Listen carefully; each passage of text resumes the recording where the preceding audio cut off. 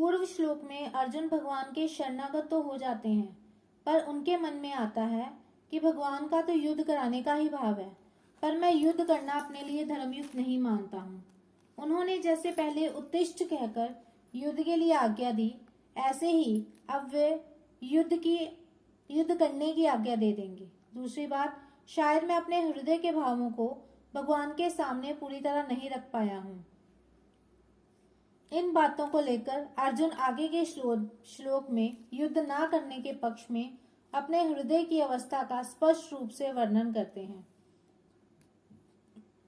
ना ही परपश्यामि ममापनुदात यशो कमुशो शोषण मिंद्रियानाम अवाप्य भूमावस पतन मृदम राज्यम सुरानामपि चाधिपत्यम।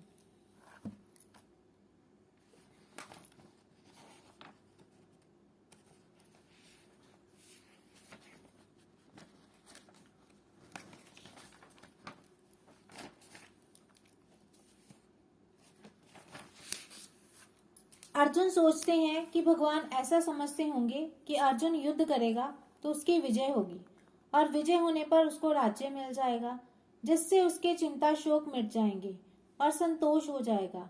परंतु शोक के कारण मेरी ऐसी दशा हो गई है कि विजय होने पर भी मेरा शोक दूर हो जाए, ऐसी बात मैं नहीं देखता।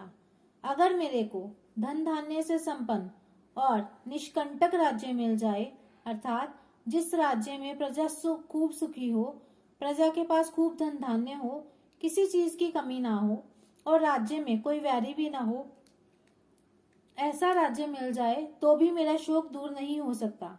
इस पृथ्वी के तुच्छ भोगों वाले राज्य की तो बात ही क्या, इंद्र का दिव्य भोगों वाला राज्य भी मिल जाए तो भी मेरा शोक जलन चिंता नहीं दूर हो सकती।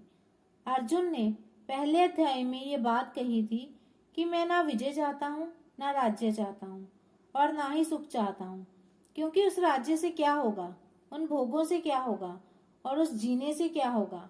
जिनके लिए हम राज्य भोग एवं सुख चाहते हैं, वे ही मरने के लिए सामने खड़े हैं।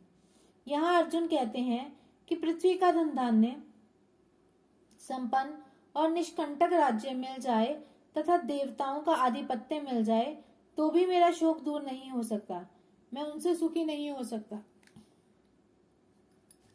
वहां तो कौटुंबिक ममता की वृत्ति ज्यादा होने से अर्जुन की युद्ध से उपरति हुई है, पर यहाँ उनकी जो उपरति हो रही है वे अपने कल्याण की वृत्ति पैदा होने से हो रही है। अतः वहां की उपरति और यहाँ की उपरति में बहुत अंतर है।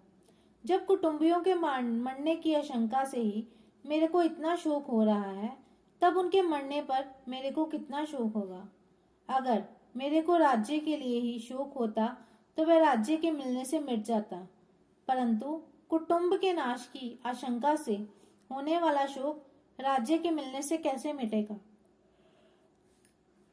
शोक का मिटना तो दूर रहा, प्रत्युत शोक और बढ़ेगा, क्योंकि युद्ध में सब मारे जाएंगे तो मिले हुए राज्य को कौन भोगेगा, वह किसके काम आएगा। अतः पृथ्वी का राज्य और स्वर्ग का आधिपत्य मिलने पर भी इंद्रियों को सुखाने वाला मेरा शोक दूर नहीं हो सकता।